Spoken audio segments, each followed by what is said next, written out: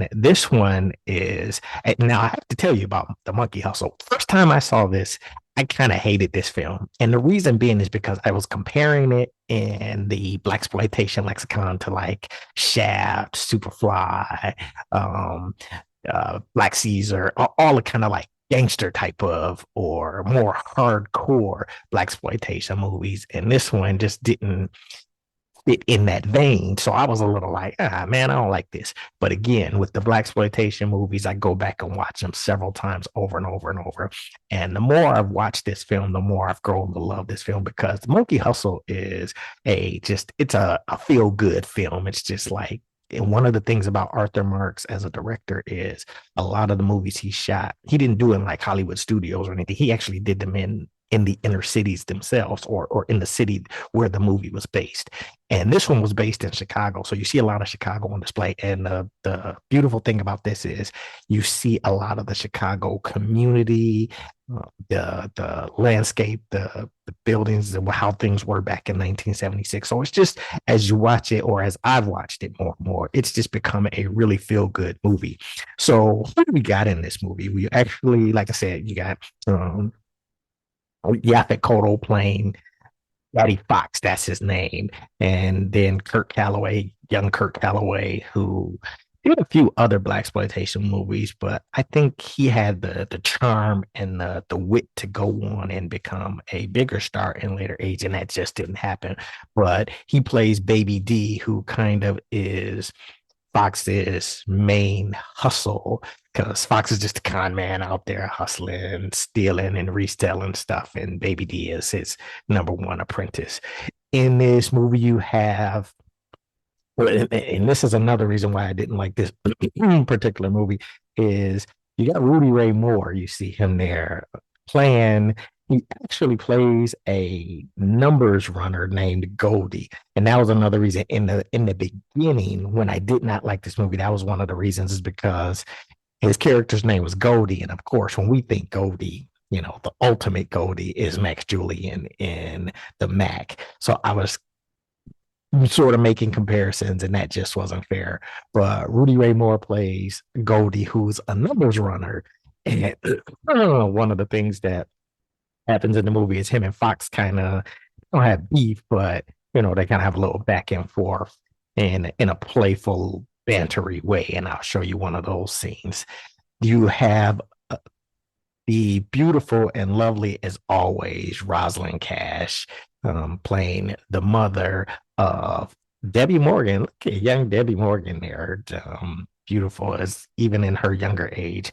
Plays Vi, who's kind of like the underlying one of the underlying themes in the movie is like a love story between Vi and her boyfriend Win, who is played by Randy Brooks. And Randy Brooks, as when he is Baby D's older brother. And so he's in a band, and when he comes home from one of his gigs and finds Baby D running with Daddy Fox, he's not too happy about it. But Baby D's like, hey man, I'm making money. You ain't making money in the band, so you need to get with me and Daddy Fox. And so that kind of part of the storyline as well. So Vi and Wynn's love story is one of the storylines in this particular movie. But those are kind of like the major players. And there was a guy, I don't have a picture of him, but there was a guy in the movie. The character was Mr. Mollet. He was like a kind of like a con man like Daddy Fox. But the dude that played him, his name is Fuddle Bagley. And I just love that name. I don't know that Fuddle did a lot of stuff, but just you'll see him. I'll point him out in a later scene. But just his real name, Fuddle Bagley, that's just I thought that was a cool name. But again, without a doubt, in this particular movie, to me, the show stealer was Thomas Carter as a player. That's he was one of Wynn's boys, and Thomas Carter, man, player. He's just the name says it all. Player. He was like just always after the ladies, and he has some classic dialogue, cool lines in the movie. So to me, even though you got big hitters like Yaphet Kotto, Rosalind Carter, Rudy Ray Moore, the the guy who really puts this movie over and just steals the scenes is Thomas Carter as player there. So now I don't want to like because one of the things is I've been given a lot in previous episodes about the movies. I don't want to take time to give you all the layout, but again, what this is about, Daddy Fox using teenagers to run his scams. That's kind of like one of the biggest premises of the movie. But what's going down is there is in the community there is a plan for the city to run an expressway through the community.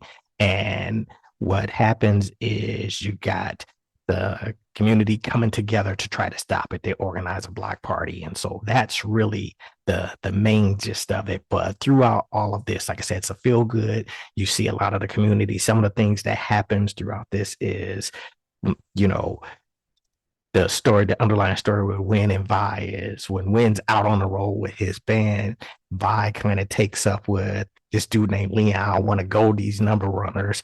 You got a dirty cop shaking down con man and hustlers. You got con men, conning con man in this. You got for with player, you have a couple of chick fights. His girl, that's his girl right there that he's with.